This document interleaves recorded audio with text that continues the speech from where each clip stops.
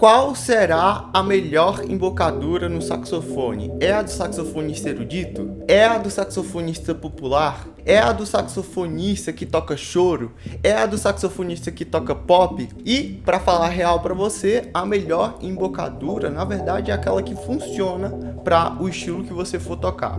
Dentro desse parâmetro, eu quero abordar aqui a embocadura de base, que eu acho que é uma das principais embocaduras e mais utilizadas dentre os mais variados estilos. Então, bora lá colocar essa embocadura no lugar. E aí, minhas queridas e meus queridos alunos de saxofone desse canal do YouTube, se você ainda não foi inscrito e não participar das nossas aulas, pelo amor de Deus, se inscreva aqui nesse canal, porque assim você não perde nenhuma aula e você vai se tornar meu aluno aqui no canal do YouTube. Bom, nessa aula aqui eu vou passar o passo a passo de uma embocadura de base que é utilizada na maioria dos estilos quando a gente toca saxofone. Claro que a embocadura de base, ela é uma embocadura simples do ponto de vista externo. Agora, do ponto de vista interno, ela é um pouco mais complexa. Inclusive, essa parte da embocadura interna eu explico melhor e mais aprofundadamente no meu curso saxofone, o controle do sax, que a gente aborda, enfim, as técnicas de base do saxofone. Mas hoje eu vou explicar aqui para vocês de antemão a parte externa de como a gente monta essa embocadura de base e vou explicar também um pouco dos conceitos da parte interna. Sobre a embocadura de base, a parte externa dela é muito simples, são 3 passos. Lábio inferior, a gente vira para dentro, por cima do dente inferior. Dente superior em cima da boquilha. E os cantos da boca eles fecham, como se fosse uma luva. Enfim, não tem muito segredo. Depois disso, é só soprar para dentro do instrumento.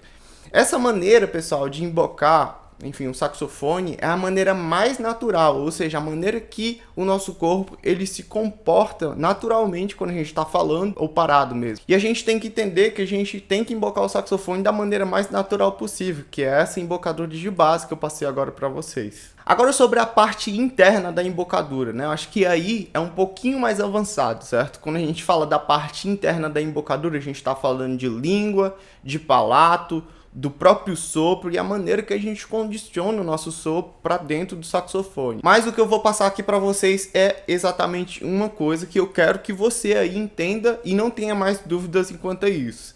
Talvez muita gente tenha falado para você de tocar com toca com a garganta aberta, toca dizendo o, toca como se você estivesse com a batata quente na boca. E eu tenho uma novidade para você. Na maior parte das vezes, o saxofonista toca com ar frio. E o ar frio, ele é dado pela uma cavidade bucal estreita quando se diz respeito soprar para dentro do saxofone. Ou seja, em vez da gente dizer o ideal é que a gente deixe a nossa língua um pouco mais alta, certo? Como se a gente estivesse dizendo I. Não.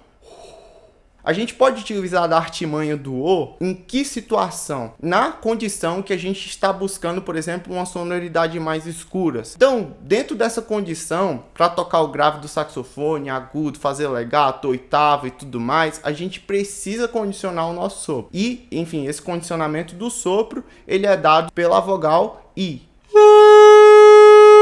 Essa é uma das cavidades bucais que vai te dar mais controle quando se diz respeito a tocar o seu saxofone. Então já começa a praticar essa coisa de tocar com a língua alta, certo? Direcionando bem a sua coluna de ar. Assim você vai ter mais precisão naquilo que você está tocando. E esses dias eu abri algumas caixinhas de pergunta lá no meu Instagram. Inclusive, se você não me segue no meu Instagram, meu arroba é Pablo Ribeiro Sax. E aí, em uma dessas conversas onde eu estava abordando exatamente o tema embocadura essa semana lá no meu Instagram, surgiram várias dúvidas que pode ser a sua dúvida aí. Então eu vou responder algumas perguntas aqui que a galera me fez lá no meu Instagram. A primeira pergunta que eu achei muito interessante foi a do Leandro Diamante. Ele falou assim: agudos abafados, eu não aperto nada. Se você aí não está apertando nada e o seu agudo ele sai pequeno, muito provavelmente é porque você ainda não entende de um sopro bem condicionado. Lembra que a gente falou do lance da vogal I e você soprar com ar frio? Isso daí vai ajudar vocês a terem mais projeção quando, enfim, a gente toca a região aguda ali do saxofone, que é menorzinha mesmo o volume. Sopre forte para vocês conseguirem realmente ganhar esse condicionamento no agudo do saxofone. E essa daqui é uma pergunta campeã. Olha só, o Matheus mandou: impureza do som ao tocar, parece que muita saliva passa. Esse problema de saliva aqui é rei, é campeão. E eu vou mostrar para vocês como que vocês solucionam, ou pelo menos possam driblar esse problema. Muita gente não sabe, mas o problema da saliva é que quando a gente está tocando uma frase muito longa, a gente respira abrindo a mandíbula.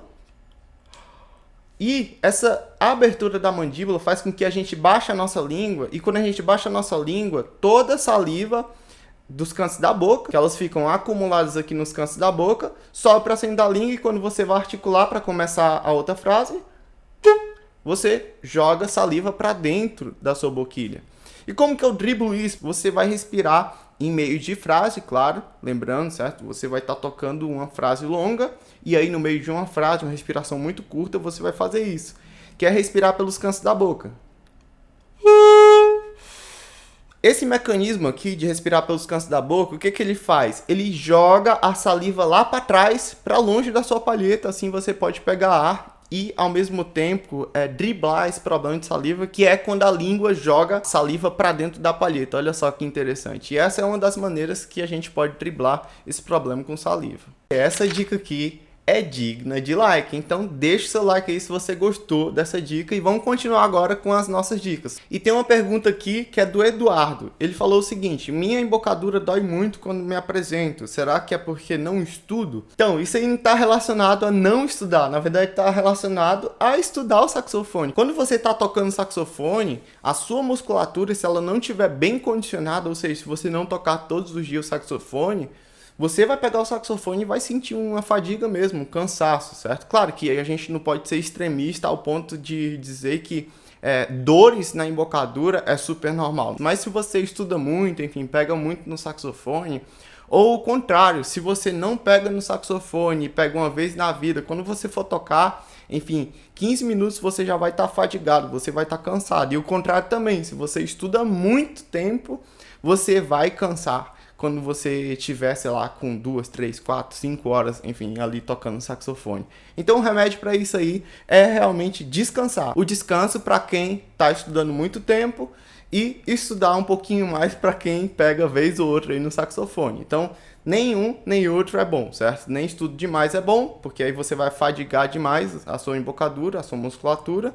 E estudar de menos vai te dar pouco condicionamento físico quando a gente toca saxofone. Então, enfim, o ideal é um equilíbrio aí nos dois. E o Isaac mandou aqui, embocadura 2 superagudos. Para o superagudo, a gente está trabalhando literalmente a parte interna da nossa embocadura. Língua, palato, sopro. Cada superagudo tem uma posição e uma maneira de soprar, certo? Então, a gente tem que meio que fazer um trabalho de decorar essa coisa do sopro e também essa coisa da posição da língua. Então, um trabalho muito legal e que pouca gente sabe disso é o trabalho dos overtones, ou seja, o trabalho dos harmônicos no saxofone. Tem até um livro que se chama Top Tones do Sigur Rós, que eu indico vocês pesquisarem, que é muito interessante e que fala exatamente sobre isso, sobre o estudo dos harmônicos no saxofone. E outra coisa que pouca gente trabalha quando se diz respeito ao super agudo é a memória da nota em questão que você quer tocar. Então, quando você vai tocar o saxofone no super agudo, você tem que ter um ouvido preparado para poder atingir aquela nota, porque se você não tiver a nota no ouvido, muito provavelmente você vai errar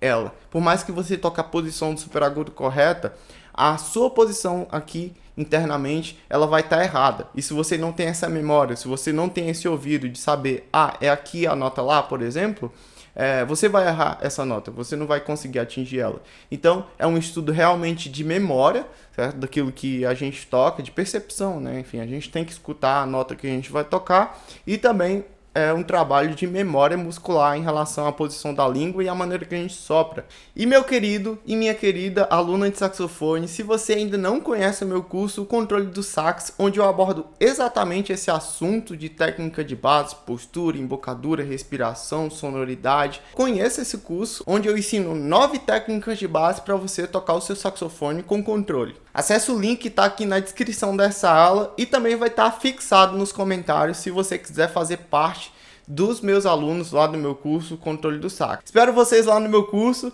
e até uma próxima!